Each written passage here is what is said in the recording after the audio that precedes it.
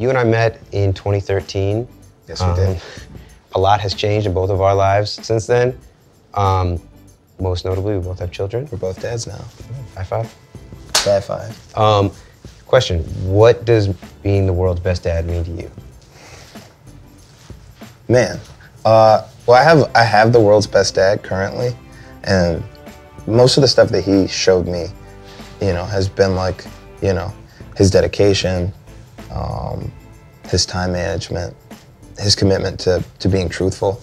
It's all about what he's instilled in me. So I want to be able to have a relationship in my race to be the world's best dad. Mm-hmm. I want to have a type of relationship where I'm, you know, a trusted figure beyond a dad. I want to be like a good friend and like a good example and somebody that's, you know, dedicated the amount of time that would achieve or earn that. Has being a dad changed how you think about your parents? Definitely. My mom and dad have always been really close to me and, you know, very hands-on with everything that I've done and, you know, good people. But once I had my daughter, I found out how much, you know, how long this parenting thing goes on. Yeah, that's the thing. I feel like it really humanized my parents to me and made me feel like, you know, in many ways a lot more forgiving towards them because it's like, oh, they're just people trying to figure it out. I mean, I'm in a unique position, but like a lot of the things that, you know, you would think you would get past because of, you know, the quote unquote successes that I've had, like I still kind of, I'm honestly in real life thinking about moving in with my parents right now, you know, and I think anybody, a lot of other people, if they were in my situation, if they were 23 with a kid for their first time and were working, they would, you know, find comfort in being able to stay with their parents if their parents are willing, and that's, you know, I guess that's what it all comes down to, if they're willing. But like, you know, like, I don't know, that I'm in a position where like I want to be closer to my parents now because I realize how important that is. Like, there was never a point ever in my life where I can remember loving somebody as much or more than my mom until I met my daughter, and so it made me understand like, you know, my mom loves me more than she loves anybody in the world. And that's crazy to me. So, like, of course, I want to be around her. Do you feel like you understand when they worried about you as like a teenager? Does that like make sense now? Definitely. That's all. It's like that's also a thing. Is like I'm like understanding like because that cyclical thing of it all like is becoming more realistic. I'm also like realizing like, oh shit, you know, my kids are probably gonna try and sneak out and smoke dope and, you know, argue with teachers or do whatever, you know what I'm saying? Like, and that my parents probably did the same thing. So like, I don't know, it makes everything,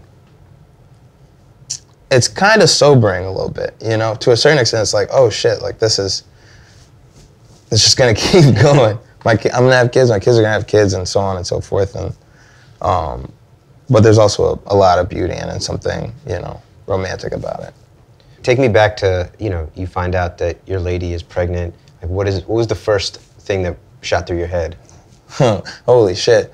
I think most people go into denial. If you're a dude, you know what I'm saying? And like you find it like, you know, I'll be the, you know, I'm not shy in saying it. I didn't expect to become a father, you know, when I was 22, you know, and it was, you know, it had a huge impact on, you know, what I was doing. You know, I was touring a lot, and I was, you know, trying to figure out where I was going to go in the world. And at the time, I hadn't started on coloring book yet. I was working on surf. I was about to release surf when I found out. I was in like in limbo kind of because I was like 3 years out from acid rap, kind of, you know, still figuring everything out. I'm still figuring everything out. But it was like another thing added onto my plate. And so I was scared and I was in denial and, but, you know, every day it became a little more easy. I'm talking like pre-actually having a baby. Yeah. Because after you have a baby, then it just gets harder. But, you know, like I went from a place of like, you know, I'll straight up say, like, I was in a place of, like, kind of, like, just rejecting it all, you know? But I went from that to, like, you know, not just being optimistic, but, like, you know, kind of beckoning it. Like, I'm ready to have this baby. Like, let's fucking go. So were you in the delivery room for the birth? Yeah. Fucking intense, right? I was too, dude. That shit is it's super I'm crazy. having images now, actually. Fuck, yeah. I mean, it's also so fucking beautiful, though. Did you cry? Yeah, oh yeah. Yeah, you gotta cry. Dude, when the baby came out and they pat her on the back and you get that first breath, tears are pouring down my face and I had no control over it. Yeah, I mean, it's a strange process. It opened my eyes to understanding, like, the other side of death. Yeah, I knew people that had kids. A lot of my friends had kids when they were young. But it was like, I had never experienced joy like that before. I'd been to a lot of funerals in my life, like, and I didn't realize that it was a lot until I realized, like, Chicago is different than a lot of places. But seeing the antithesis of that in all of its light and all of its joy made me, you know, be able to say things that I could never say on record. I couldn't say, I swear my life is perfect on Acid Rap, because my life wasn't perfect. Tell me, like, you know, you have the baby and then begin working on coloring books shortly thereafter. Mm-hmm. You know, as a writer and as a creative person, like, for me, it's been incredibly difficult to try to find that, like, space to think, to work on stuff, you know, to sequester yourself. Like, how did you approach that when you were working on the record with the baby? It was kind of impossible. I didn't have any, like, space or anything like that. Like, I talk about it a lot, how I was, like, you know, we camped out at CRC here in Chicago at the studio with, like, 17 air mattresses in this huge building.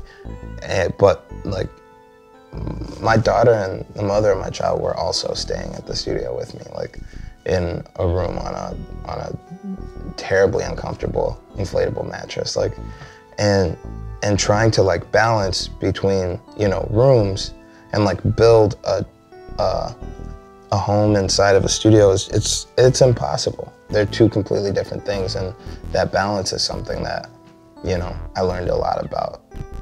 But, like, getting to take my daughter places when I'm not, you know, on the clock. Yeah. That's like a fucking surreal experience. Like, going around your family or around her mother's family and, you know, having them interact and having kids around and, like, you know, really just, like, delving into family life is so fucking dope and, like, so separate from any joy that you can receive being creative. Like, Lauryn Hill talks about it a lot, you know. I met her recently, but, like, she and I have a sideways picture of her hanging up in this house. But Lauryn Hill once said, when she wrote To Zion, you know, and it's, like, in a lot of ways a resignation letter from making music, but it's her debut album. And so it's, like, hard to understand how you could do that. But I understand the song so much more because, you know, art just, like, you know, reflects life, you know, or like examines life. You know, anything you create is, like, just, it's secondary. It's a reflection of, like, what is actually going on. Existence is the most beautiful thing. And, like, when you really get to, like, experience life with your kid, you know. Like, yeah, I mean, it makes everything else real quiet. Has your attitude towards success changed as you've enjoyed it? There was definitely that whole dust settling feel the next couple days. When you win a Grammy, you don't get to take it home, you know? So the Grammys, damn, I hope I don't get, like, killed by the Grammy Illuminati for saying this, but, like when there's, like, when you go on stage, those Grammys have, like, no name on them. There's no, like, imprint on it or anything, and you literally only get to walk with it from the stage to, like, backstage, and then there's a short guy who takes it from you. Yeah, so, like, the next day, I kicked it with my uncle and my aunt and their 3 kids. My nephew just turned 7. This is the year of the 7, by the way, also. Like, there's gonna be, like, a lot of cool things that happen with the number 7 this year. But anyway, it's his birthday. He just turned 7.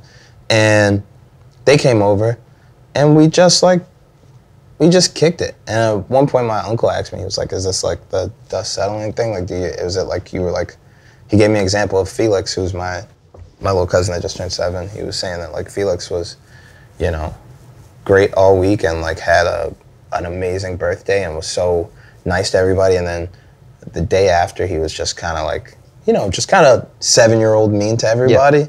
You know, they were trying to figure out why he was so upset, and she asked him right before he went to bed, "Are you upset because you were so excited for it to be your birthday, and now your birthday's happened, and it's the next day, and it's kind of like, you know, gone?" And he was like, "Yeah, I think that's probably why I'm upset." So, yeah, I think like after it all happened, and I'm back at this house that I had been sitting in preparation for the Grammys for so long,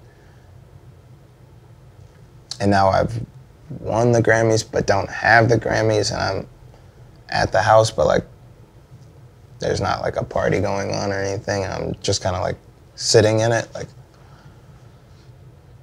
it was definitely like, you know, kind of like, where do I go now? But it reminded me of like how I've been thus far, which is like so important to look at everything as like milestones and not like the grand achievement. Like, I never made music so that I could win Grammys or so that I could play SNL or so that I could throw a festival. Like, those are all really, really, really important things to me, but checkpoints along the road of like, you know, to heaven. Like, yeah. You know? Is it hard to make connections with new people now that there is so much at stake? To a certain extent, yeah. I think like going to parties is different. I used to be like the most outgoing person at a party. I used to get hella phone numbers. And I also just made mad friends. And that's like why I've been able to be successful in the industry, is because a lot of people that I would work with, or people that I couldn't work with because they worked at a label, ended up still being my friend afterwards because I like to make friends. But now I go out and I'm like, I'm not really trying to talk to nobody. I'm kind of sitting in the corner or like hanging with the group of people that I had just left another place with. So they're like, why did I even come to the second party? I think it's good that way though, you know? When you have a kid, like, people on the inner rung you still see because it's important. Yeah. All those people on like the second and third tier, yeah, you'd see like once a month or once every 3 months. Or done. Whenever you go out. Yes. Then you can't go out because you have a kid, and you start to realize like, oh, like we never went to the movies together or fucking just chilled at my crib before. I only see you when we're outside, and now I have a baby in my house, so why would I want you in my house? Then you're like, oh, you're not really my friend. You're somebody I know. So, yeah, I've fully like figured out who's in that inner circle, and a lot of those people I ended up hiring. So like, I see them all every day. Have you found, you know, your celebrity has grown dramatically in the last 12 months. I'm sure your finances have also grown in tandem with that. Has that put stress on many of your relationships? No. Most of them, I mean, a lot of the people that I've been working with are my friends, and a lot of the people I've been working with have been my friends for years now.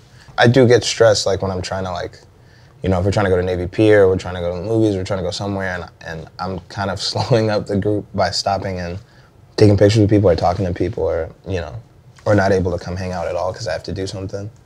But my real good friends kind of got filtered out in that in-between period between Acid Rap and Going Book. All my in-between friends got lost somewhere in between. And so now I'm in a good place of like, you know, I hang out with who I want to see.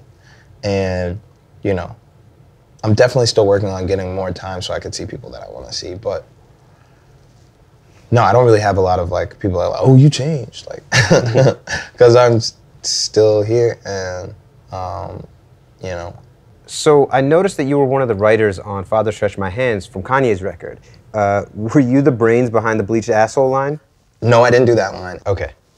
Just curious. Yeah, no, I didn't. No, he has a knack for like coming up with like lines that are like right on the borderline of being like cringy, yeah, but somehow they like make the song memorable.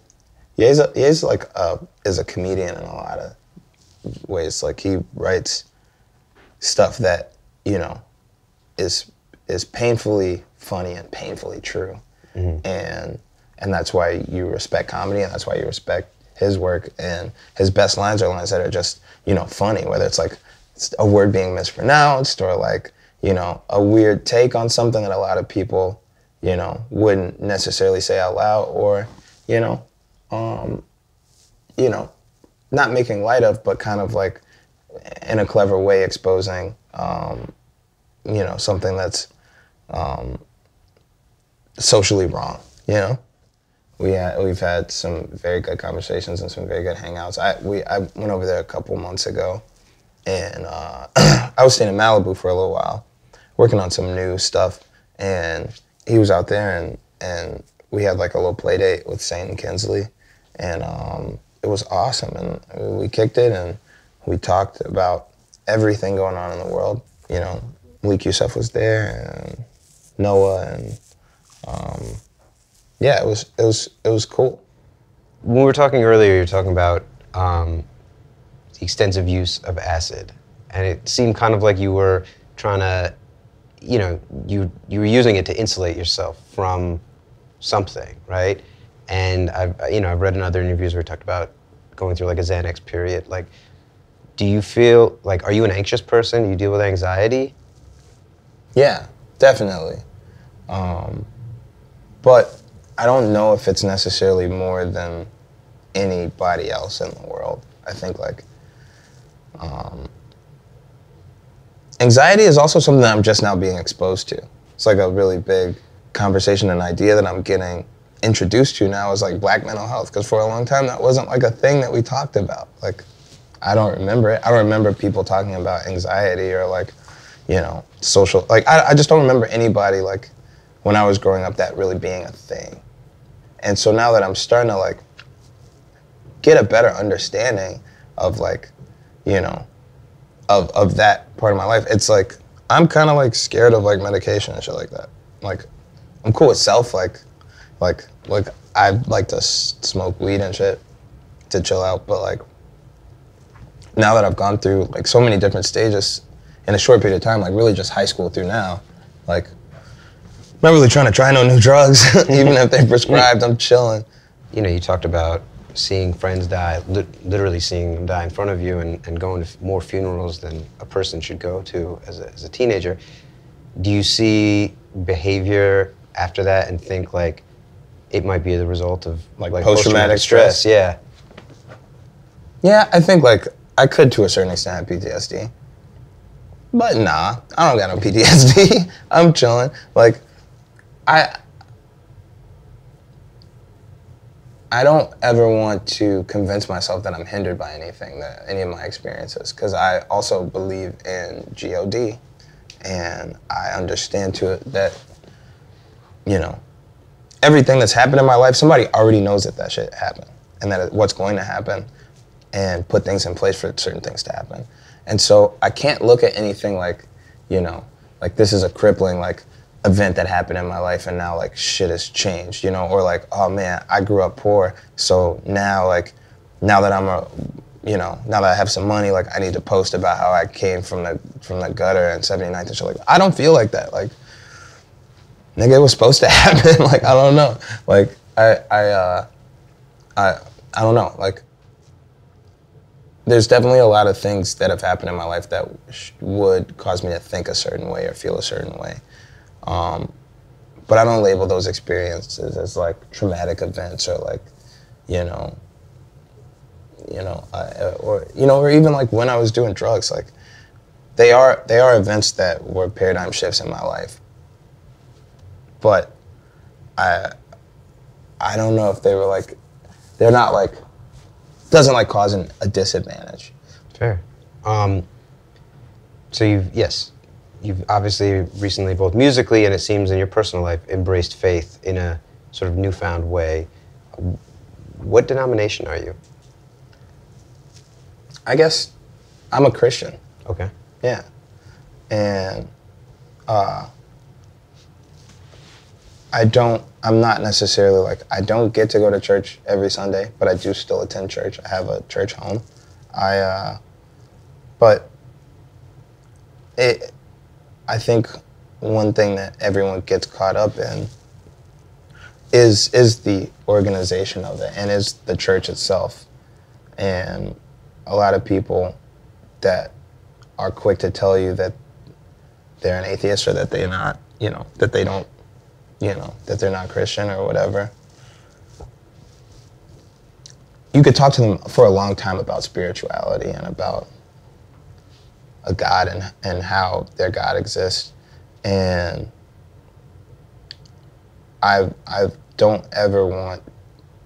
think I ever came off as being like, I'm not trying to convert everyone, Mm-hmm. I'm just talking about my faith. Like, that's just what I believe. Like, I've seen it happen. And so, like, why wouldn't I, tell you about the good news? Like, I seen that shit. So, like, you know what I'm saying? Like, you should trust me. But at the end of the day, like, I know how important words are in semantics and stuff like that. So I try not to get caught up with, like, my denomination. Because, like, God never asked me if I was a Christian. Like, God doesn't, like, I just know what I'm supposed to do and what I'm not supposed to do, And it doesn't really tell me to tell other people what they're not supposed to do.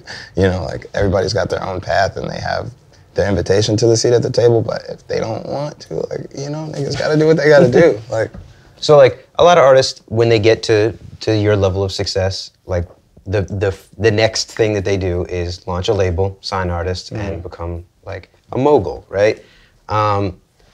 But it seems that you've taken a completely different tack where you are actually empowering other artists to do their own thing. Yeah, that's like my main goal. I think in order for me to thrive, to continue to thrive, I need more artists to do it themselves. And I try and stress this as often as possible. I don't mean do it by yourself, like literally, like, I'm doing everything. This is mine. Like in a cool way, you can bring on your friends and professionals that you know or that your friends know and build a business where you're the upper management, where you're the creative and you are the last decision maker, and you don't ever have to feel compromised, Labels should like have to release like a list of names of all the people they have signed, because if you knew how many artists are in deals with, I'm not trying to get specific, but any label, yeah,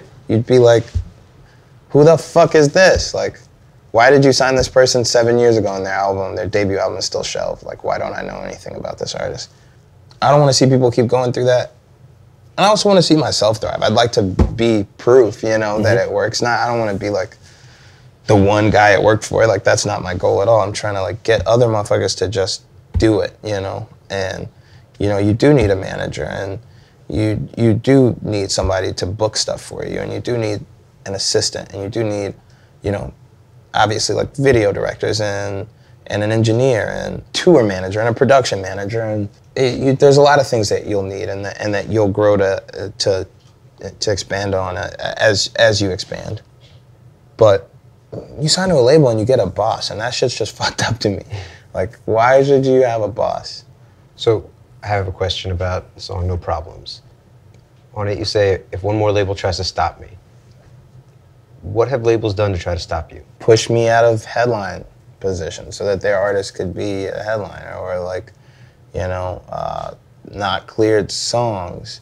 And it works in both sides. So like, certain songs didn't get cleared, like the samples that were good to go didn't get cleared, or like. And you feel like that has to do with spite for your sort of independence? Yeah, and I mean, it's not like a big conspiracy theory. It's also just like, niggas wanted to make money off me and I said no.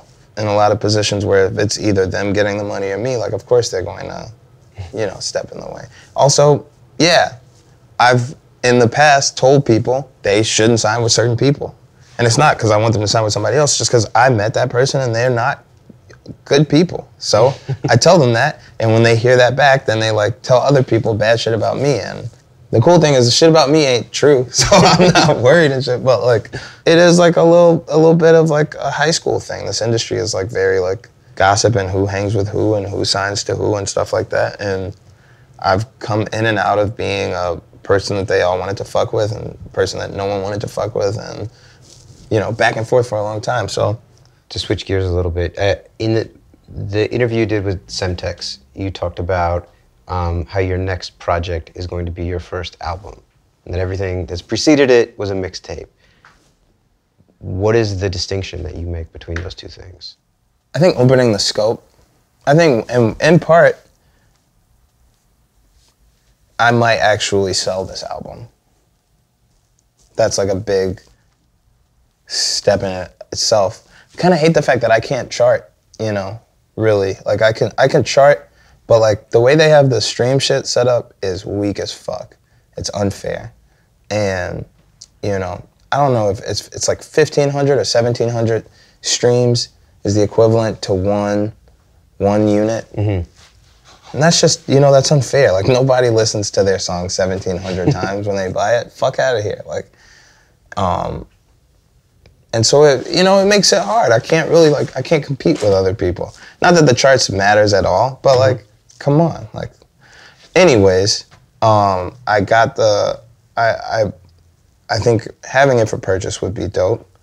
Also, I'm talking about, like, this is all, like, hypothetical. Like, there is no album. I don't have something sitting, like, I can feel like fans, like, squirming in their chair, like, oh shit, he's changing. Like, this is like, you know, this is an idea. This is just stuff you think about sometimes? Yeah. Like, I have songs recorded, but I don't have, like, I'm not working on a coloring book or working on an ass rap. Like, those were, like, I had made a decision and there's, like, a dry erase board somewhere and I was figuring out what to put in each place. This is, like, you know, I'm chilling right now.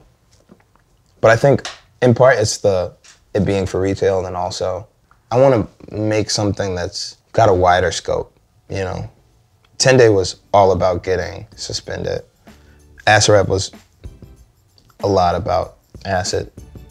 Coloring Book was a lot about being a father and God. And I think whatever this album is, it would just be, it wouldn't be so centered. Like, the Acid Rap and 10 Day and Coloring Book was like a trilogy in itself. Like, you know, one aesthetic, one, like, you know, goal. This is like, whatever my next thing is, it'll be, I think, just a little, like, a bit bigger. Like, maybe there'll be some type of visual component to it. Like, it'll be a movie or it'll be a play or, you know, like, or like some type of tour. But something, I think, a little bit different than Acid Rap and 10 Day and Coloring Book. All right, my dude. You got Shake on it? Yes. You're a good friend of me, and I appreciate you doing this interview. Thank We've you known each other for a long time. the candor and, you know, the time. It was good. This is dope. That's a wrap.